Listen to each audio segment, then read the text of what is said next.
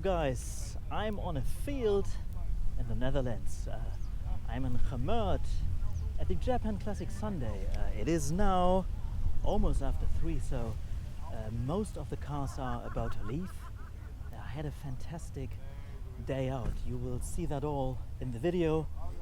At times I was struggling because it's all way too much. Many of my friends been here, so it was a fantastic day. Enjoy the video, leave a comment, follow me, all the stuff you usually hear on a YouTube video. Yeah, let's go. So let's start with this Iusuzu Gemini or Gemini. It's a GTI and it's probably the hot hatch.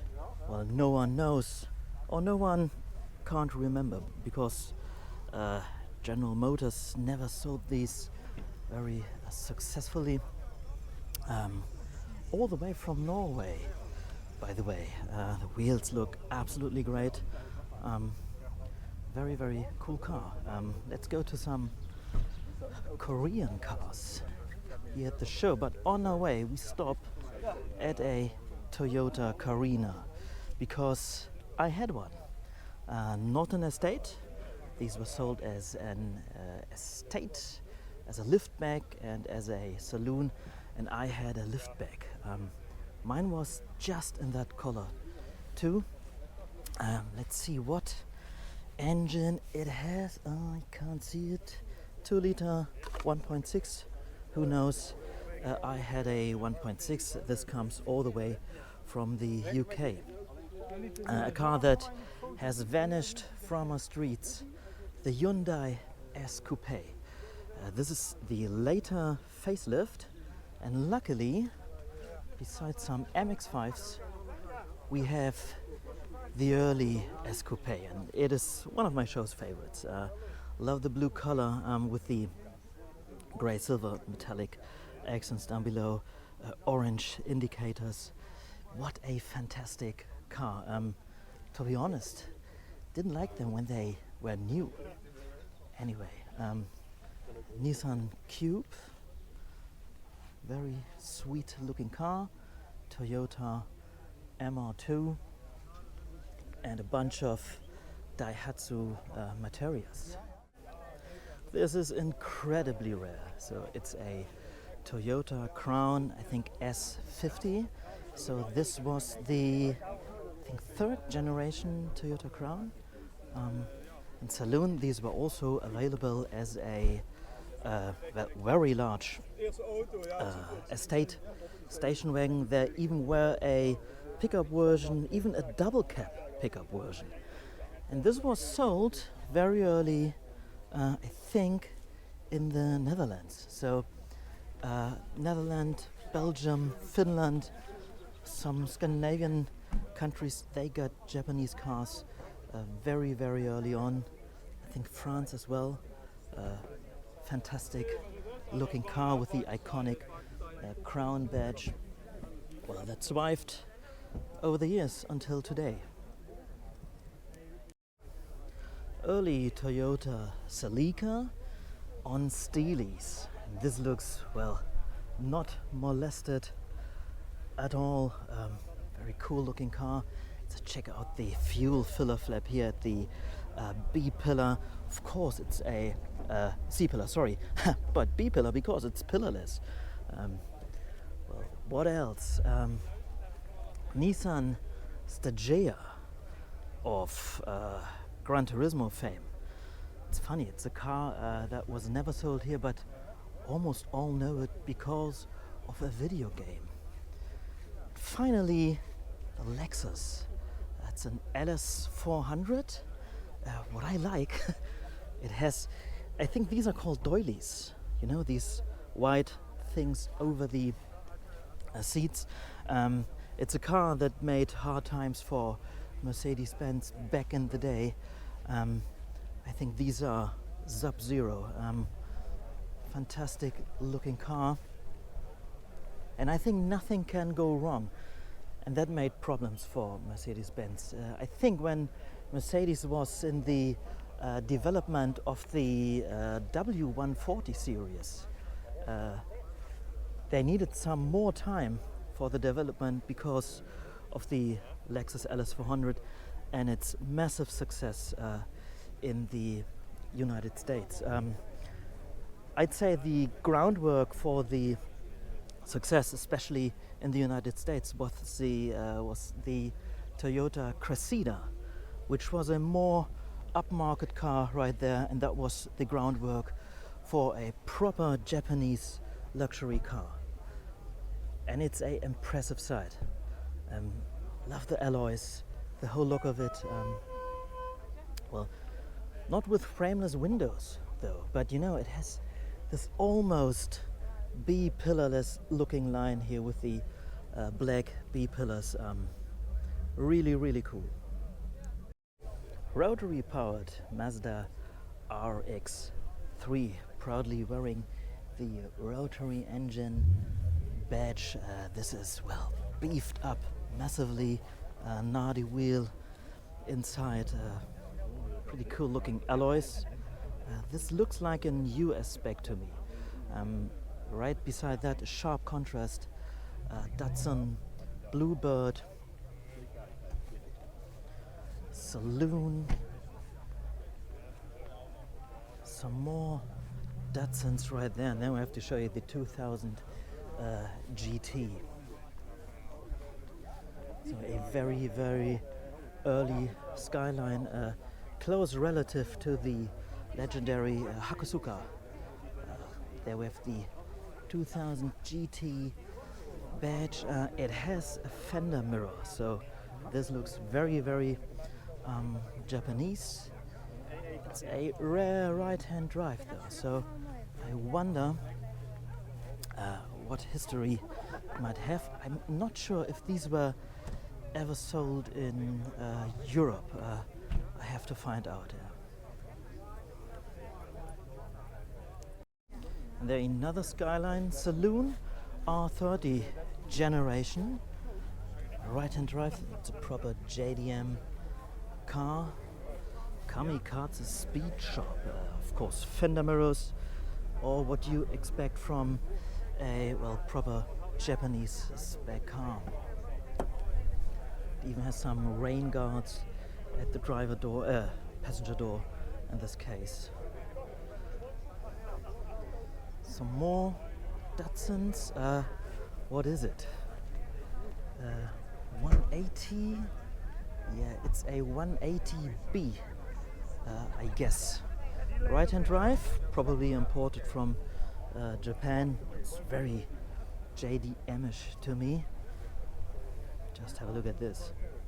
Properly converted. Suzuki Alto. Very, very dirty Corolla. That looks fantastic.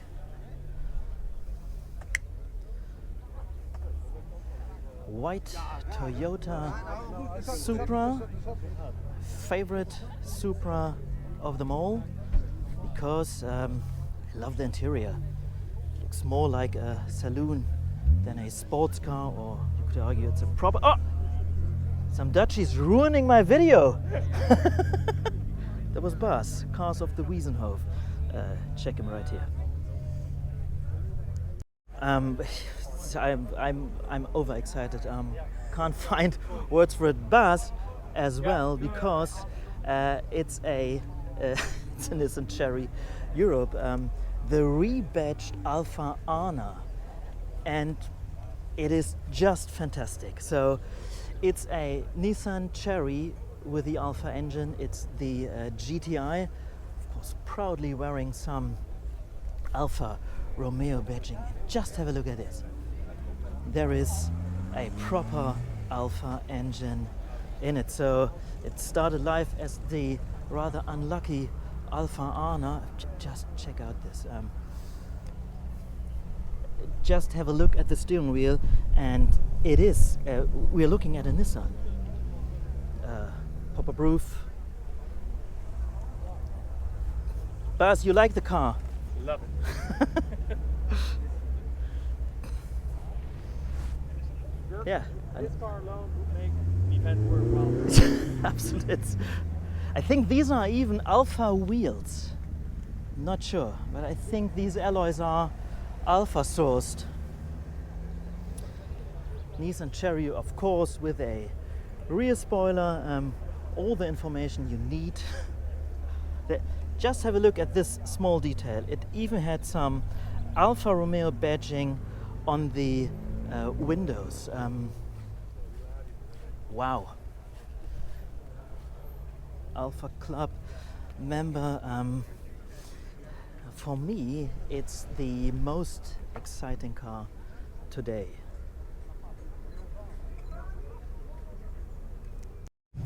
Now some historic relevant cars. This is one of the earliest Bluebirds. So this is how I think it's not the first Bluebird though. I'm not sure about that. I have to check that. But incredibly rare. These were the early days of Japanese cars being available in other places. Another very rare car, Datsun 2400. This is the Super 6. Affected at the end, you can see the Cedric badge right here. This was something very, very early Cedric. And this had a clear upmarket appeal. I can't tell you who designed it. I'm pretty sure it was something Italian, and just look at the line of the C pillar. It's slightly off guard with the rear door, and it's a cool looking thing. Old blue Dutch plates. Is it a original dealer sticker? I wish it is. This looks more like some sort of French sticker, so I don't know. Incredible car. More early stuff. Datsun 200L. Just check out the lovely Datsun logo here at the C pillar. Also, you can see different Japanese design languages. So there was a lot of Italian design involved in the early days, and then it got more and more, you could say, Baroque, with lots of cues from American cars. Fantastic looking, and again, can't be better than this. But let's go to this very, very early Cedric. As said, early days of Japanese car manufacturers bringing cars to Europe and all places of the world. Also here, the early Cedric badge. There's a Cedric 1900. There's a fantastic video on Hubnut, and Ian is driving this, taking this for a ride. Datsun 1600, or also known as the 510. There's another one. Many of these. So, and that's why this event is so amazing. Datsun Violet. So it says Datsun, it says Nissan. So it was a Datsun made by Nissan. And later they decided to axe the Datsun brand. Bluebird convertible. This looks like it's been made DIY. However, especially in Germany, you could buy almost all Japanese cars in convertible versions made by German coach builders. Datsun 100A. One of my favorite details here is this upsweep going window line and this massive sort of C pillar. The 100A, all the way from Belgium. I mean, it's not that far away from where we are today.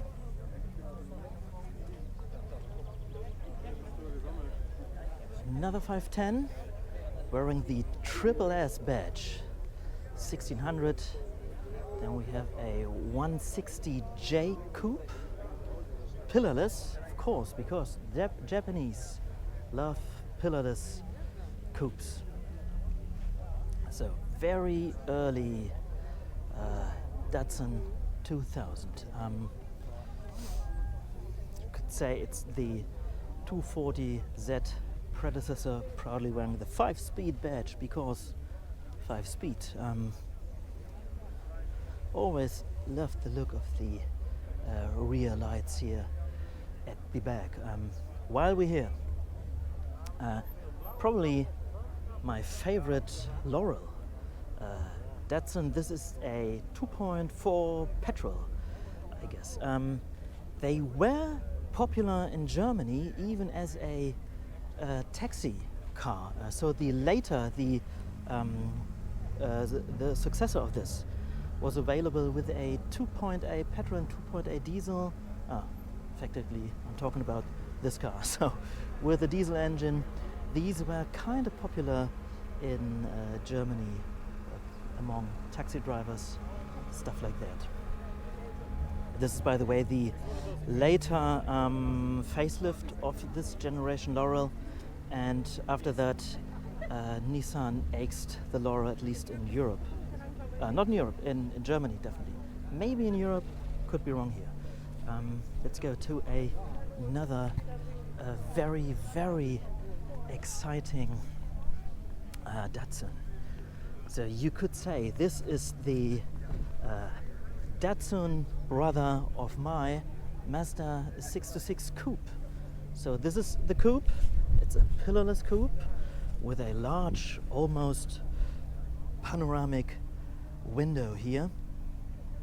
It's a 1.8 and it has the Triple S badge.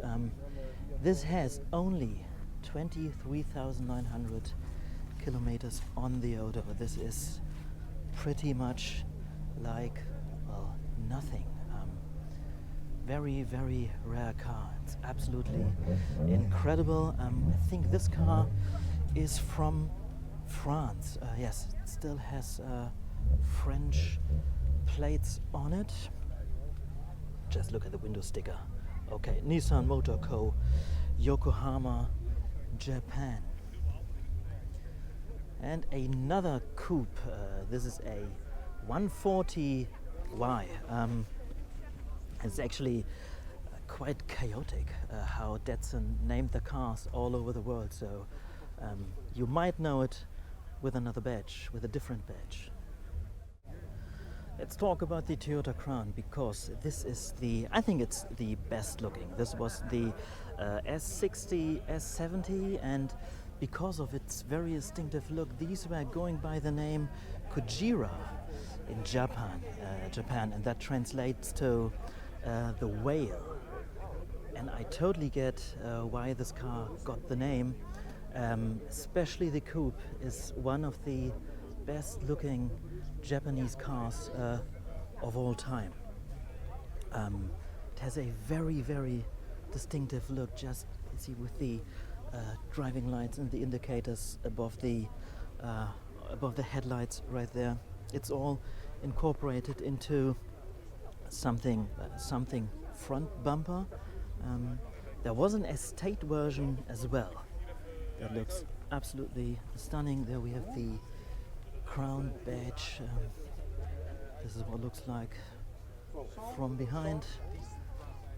Sharing parts, because I think it's a tough time, tough job to get parts for it. Let's have a look inside, shall we?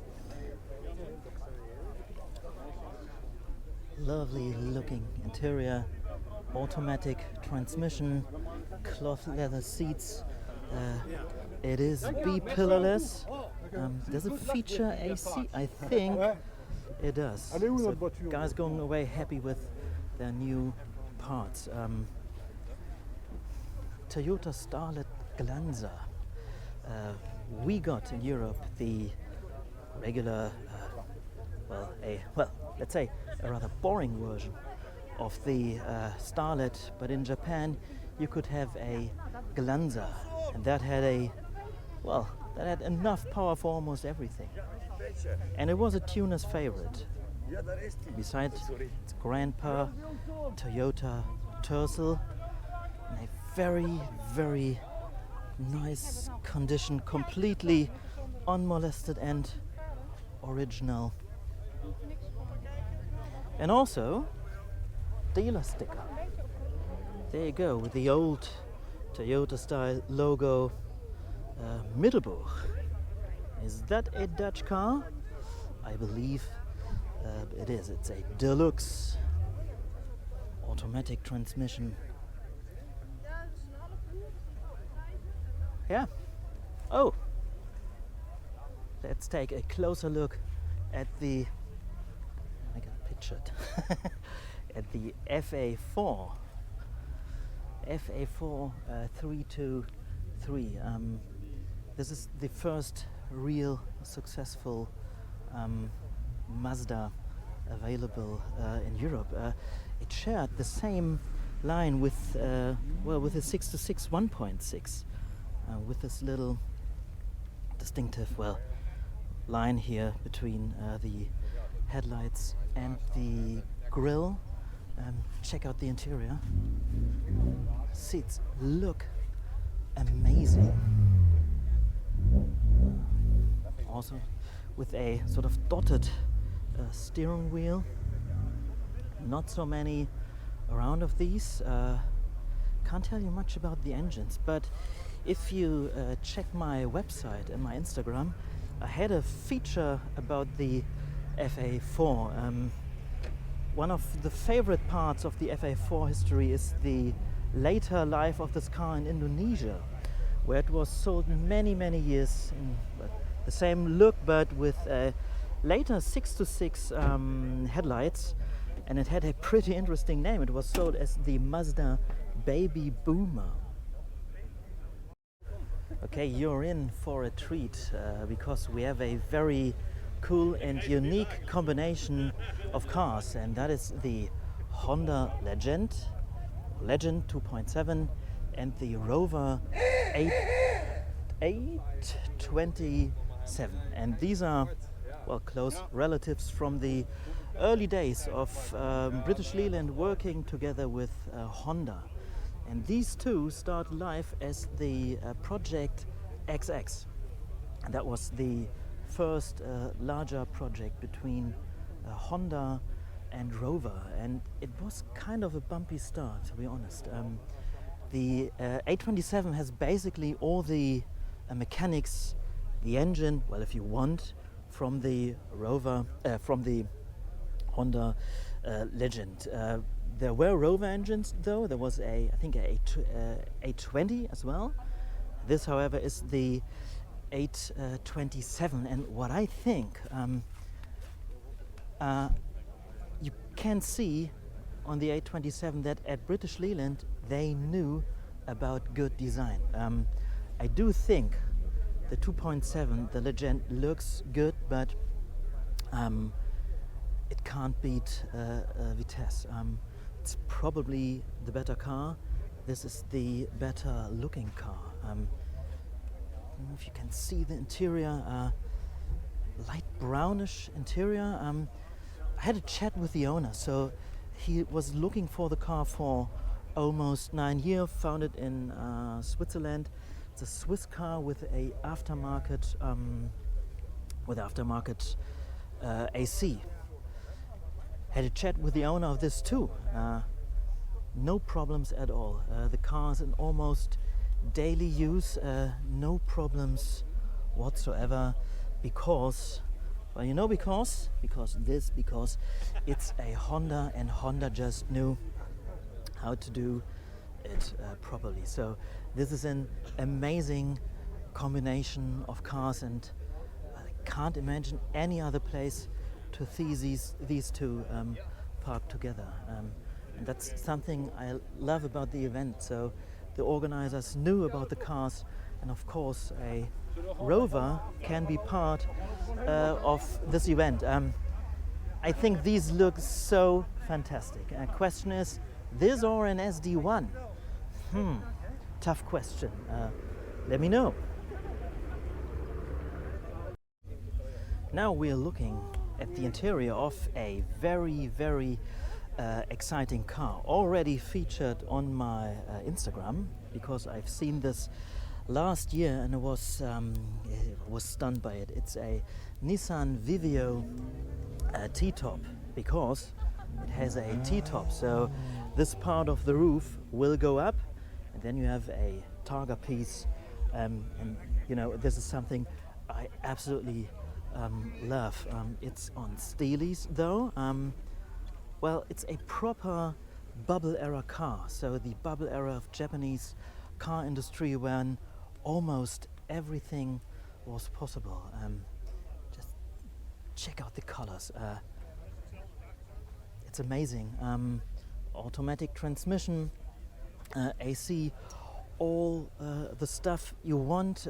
One detail, my friend Holger Teilix, he's here. He mentioned the rear bench with no legroom but belts for it. So it has seat belts but no room yet. I think it's a fun car. Just check out the T-top badge right here, and then also the decal here, the Subaru Vivio,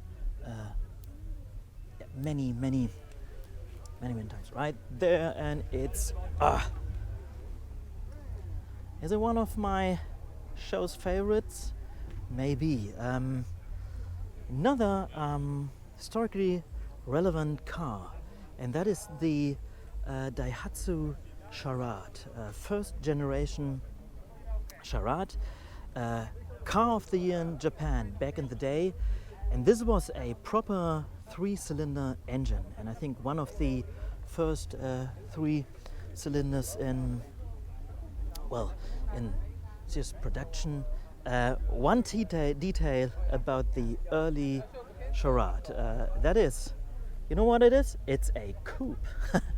And the coupe had, well, this opera window, if you will.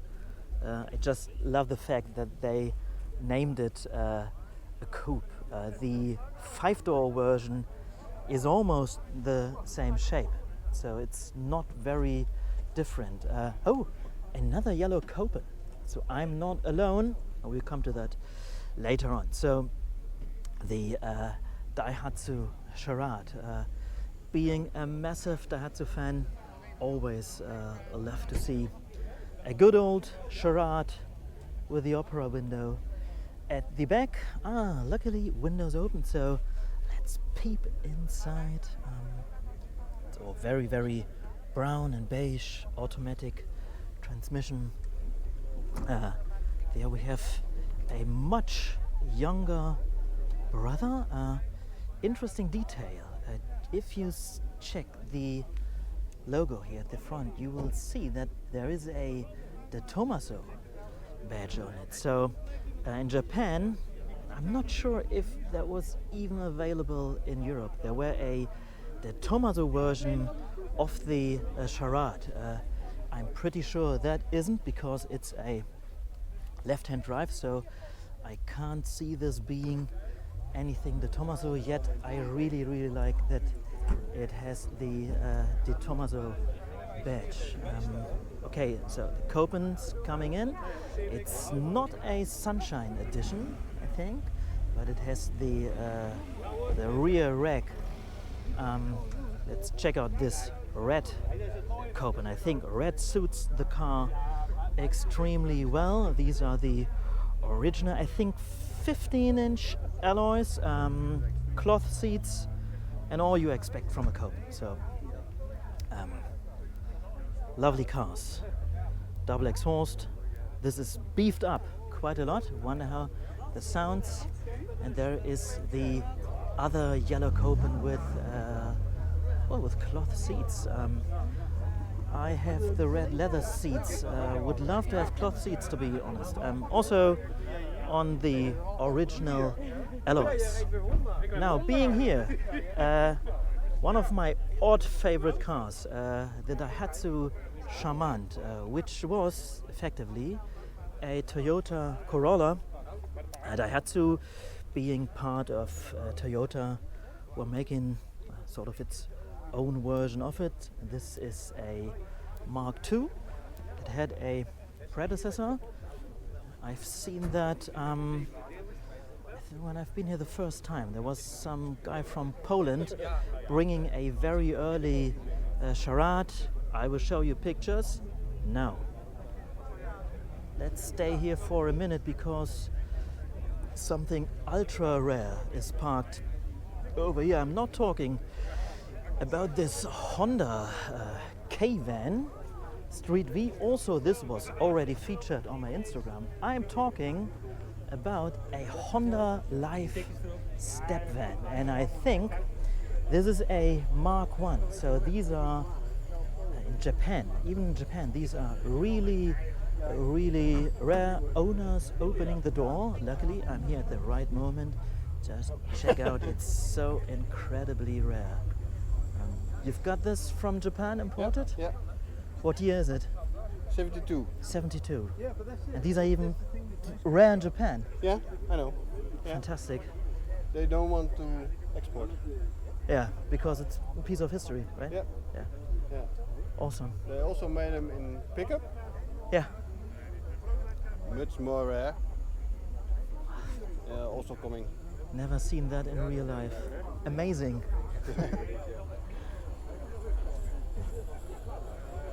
Just check out the rear, how small it is. So this is from the early days of Japanese K cars. Big. There's loads of space. There's the tiny little engine. I bet it's very hard to keep that car on the road. I love the badge here, Honda World Aiki minivan.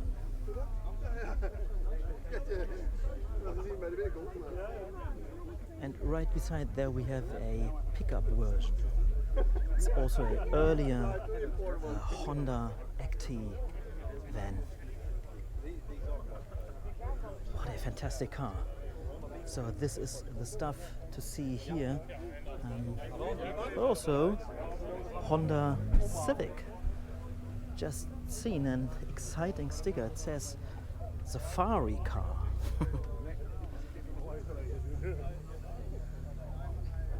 Very cool. Check out the rear louvers. And you know, I do love those K-Vans. I think these are fantastic. Manual transmission, AC, all the stuff you need. Do you need more space? I don't think so. Some early Carinas. Could be wrong, not quite sure, but I think these are Toyota.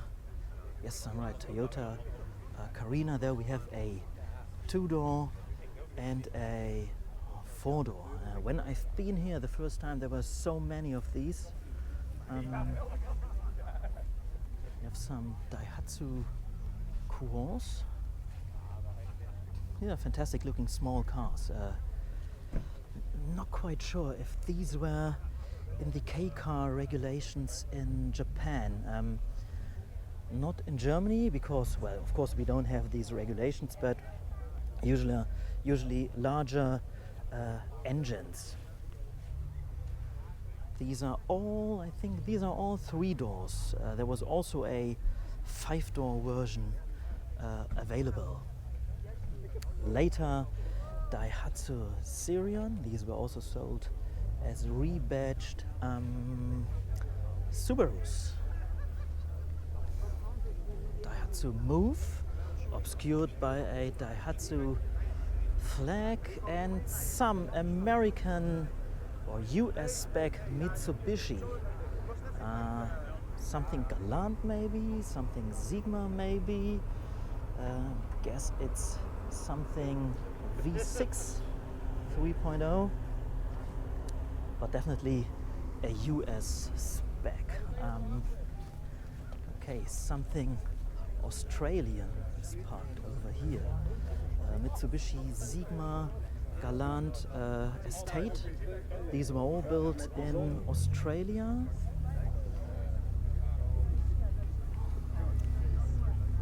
The Lancer 2000 Turbo. Love this detail. because that's bold, isn't it? Another Lancer 2000 Turbo, quite a lot of these. Very, very early Colt. Let's check if these have the two gear levers. Yes, if I don't know if you can see that, but these have two, and I can't remember what these were for. I think there were some, well, economic gear, eco. I don't know. You will teach me in the comments, as always. Very early Lancer and bright yellow colors.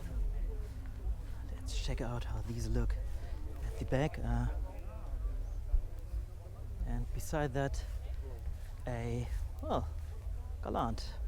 My friend Yannis owns one in a dark green metallic color.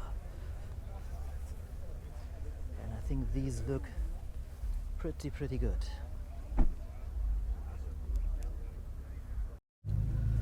Mazda 121 DB, a car that was not very successful on the Japanese market, even though it's very kawaii, if you will. In Japan, this was followed by the rather boring looking Demio, and in Europe we got a knockoff of the Ford Fiesta.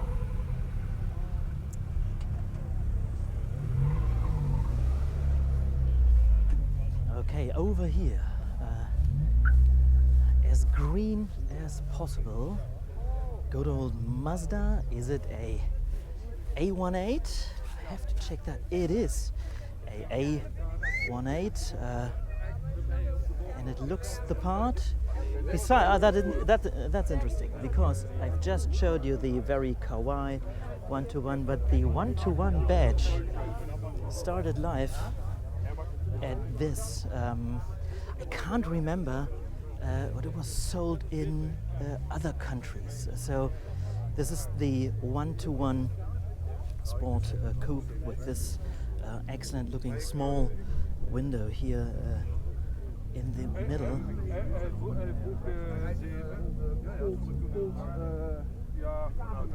A Mitsubishi Celeste.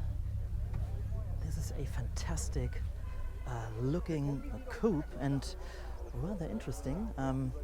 Right there we have a Sapporo coupe, the brown one. I will show you in a minute. And Mitsubishi at some point had the Celeste and the Sapporo both together, while the Sapporo coupe was more upmarket. So the Celeste, you could say, is the basic Mitsubishi coupe, and then we had the slightly larger B-pillarless and fantastic looking Mitsubishi Sapporo. The Sapporo badge was also used on a saloon, and there's one somewhere here, but as you can see, quite a lot is going on. Let's peep inside. Pillarless glory. There you have it. Love the look of the Sapporo badge.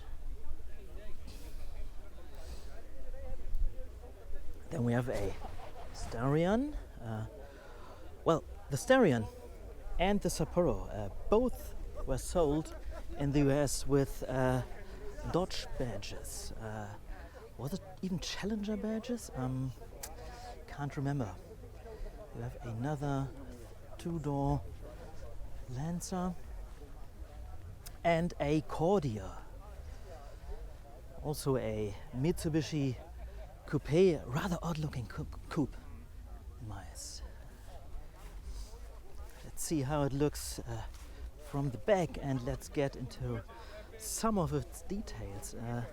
I love this vent. I think it's moving. Well, won't touch this right now.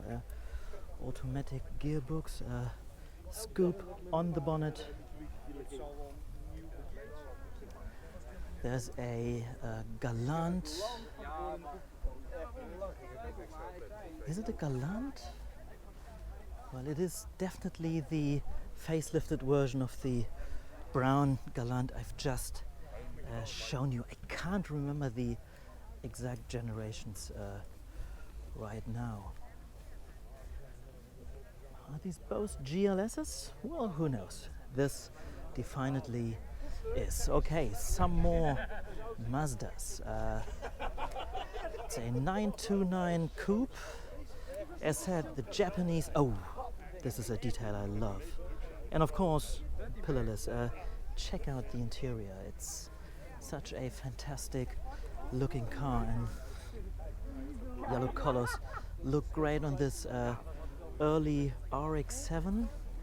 But the car I want to show you now is the 323 Familia convertible.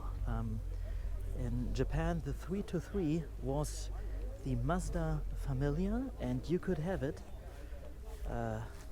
with a good old Erdbeerkörbchen styled convertible. So the Familia Cabriolet convertible never made it to Europe, never made it to other places, I guess. And it's a stunning car. And nothing can go wrong because Mazda. So there we have its fixed roof brother. Also, oh wow, a Mazda Luce or Luce Estate with the 1800 engine. Who made the design? Was it even a Pininfarina? I don't know. I will correct myself as always somewhere on the screen, but it's a stunning piece of machinery. Other early Mazdas we have here, some of them already featured because I said I've been here now for the third or fourth time on blue Dutch plates. These are the humble beginnings of Mazda in Europe. These are great looking little cars. Just check the interior. All brown. And I love the early Mazda logo. So there's so many fantastic designs on these early Japanese cars. There we have another 323 or Familia, and that was the BG generation. And the BG came as a 5-door with pop-up headlights. Isn't that cool? So there was a rather conventional 3-door, there was a rather conventional 4-door, there was a estate, and then there was the F, 323F, with its pop-up headlights. There we have them again. I think these are neat, cool looking cars. Period alloys. There. Oh, there's even, the first one I've showed you. Is it a turbo? It has a turbo heck blender. The thing right here, so this trim part between the lights. Well, okay, 323F. And a Subaru Brett, 4-wheel drive small pickup from Japanese. There was a version with seats here at the back facing backwards. I think this is a LPG tank. I think this has some sort of digital gauges, Nardi wheel. Subaru Brett, always loved this part of it. It says it's a Brett. But he has More some Lexus action over here. I have tough times not missing out something. Another Nissan Stagea, and this one is very, very blue. on very, very white alloys. GTR. So this has maybe the GTR Skyline engine in it. You could say the Stagea is a estate version of the Skyline. Talking about Skyline, there is a bright red one parked right over here. There it is. And this is the one we all grew up with on PlayStations and whatnot. Here we have some key vans, Suzuki Carries. These are the Carry versions we've actually got imported, and this one is not. I think it's a Suzuki Every, and in Japan you could get key vans in... Oh, some engine sounds distracting me from what I'm doing. So it's a Suzuki Every wagon, four-wheel drive, and because Japan it's a turbo, and it got a cool name. It's a Joy Pop, Suzuki Every wagon Joy Pop. And well, I love these sort of luxurious key vans. Incredibly rare. Never seen one here before. Never seen one. So here we have a really, really interesting Crown. Is it an S80? I'm not sure which generation it is, or maybe S120. Well, what's interesting, it's the more or less commercial version of it. So you could find these in taxi versions, police cars, you name it. It's more like a chauffeur car because of, well, you see the high roofline making it convenient to get in, and it's imported from Japan because, well, the Crown never made it to Europe again after the S80. Well, you know, I don't know. Beefed up Suzuki Alto with a proper roof rack, and now it gets very K-carish because we have a Suzuki Cappucino. In my eyes, this is the best of all the K Roadsters, the ABC cars, and we will talk about the ABC cars now for a minute. ABC cars, that was the Autosam AZ1, it was the Honda Beat, and it was the Suzuki Cappucino. And later, it was not only the ABC cars. Oh, just check out this. Early Suzuki Fronte, blue smoke because two-stroke. That is that's exciting stuff.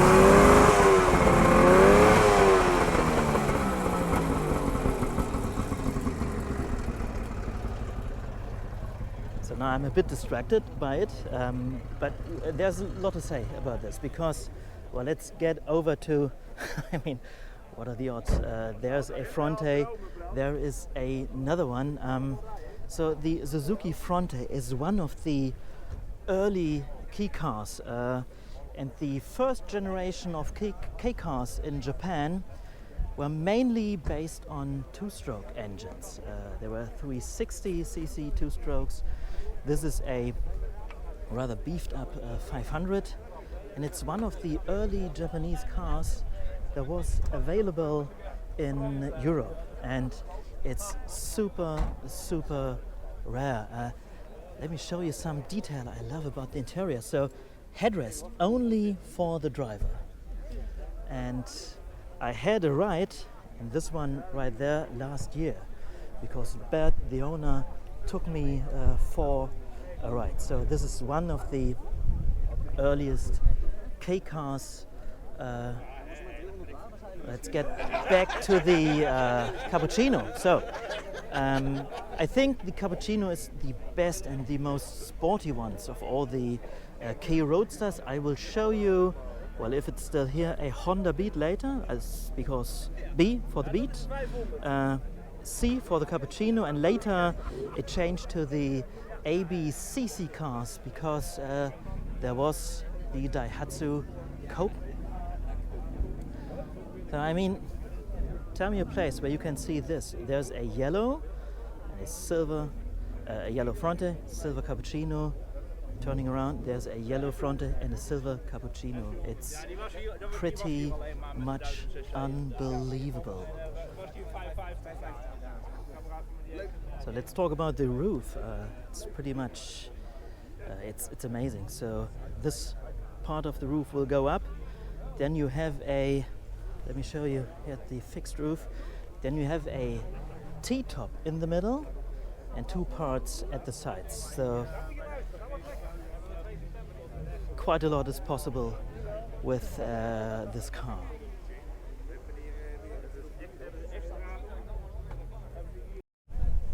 Now let me show you my friend Joop's Nissan Pao. The Pao is the best and the coolest of all the Pi cars. If you've seen my video from the special exhibition at the DAF Museum in Eindhoven, you might have seen a Nissan S-Cargo, which is one of the 4 Pi cars. So the Pi cars were all built at the Nissan Pike factory, all in limited numbers, and these were all proper retro designs with many design clues from, well, all the European classic cars, mainly built on Nissan March Micra K10 gear. So Joop's features the canvas top, light blue color, all the original stickers there from Japan. I love this double open, or I think only this part of the rear window opens. Of course, Joop brought some Austrian brought, yes. Automatic transmission, and this one features the original stereo. White steering wheel, and this looks very, very retro. Drawback is these are not very fast, so all I've heard is it's a hard time to have these on the Autobahn. Today there is another Pao with a larger engine. I think it has a 1.3 or a 1.1. Not sure about that right now, but you know what? It's actually one of my absolutely favorite cars, and among my top 5 cars that I want to have. More exciting stuff is right here, because this is not just any Mitsubishi Colt. It's the Cabri, and the Cabri had 2 sunroofs. That is incredibly rare and very, very cool. There's the Cabri logo, there are the 2 roofs. I've never seen that before. I've seen that on pictures, but it's exceptionally cool. Let me show you some detail. What I love, how they mounted the antenna here on that roof section right there.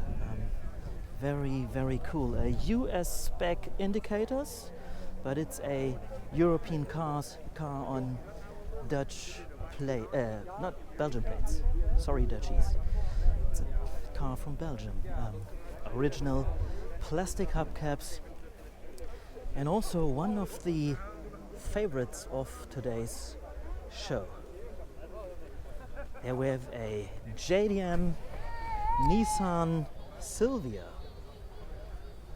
Love the look of the headlights. And it is one of those typical drift cars I actually like.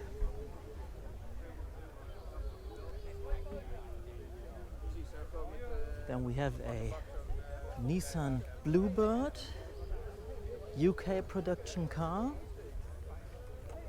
So this was the start of Nissan producing cars in Europe.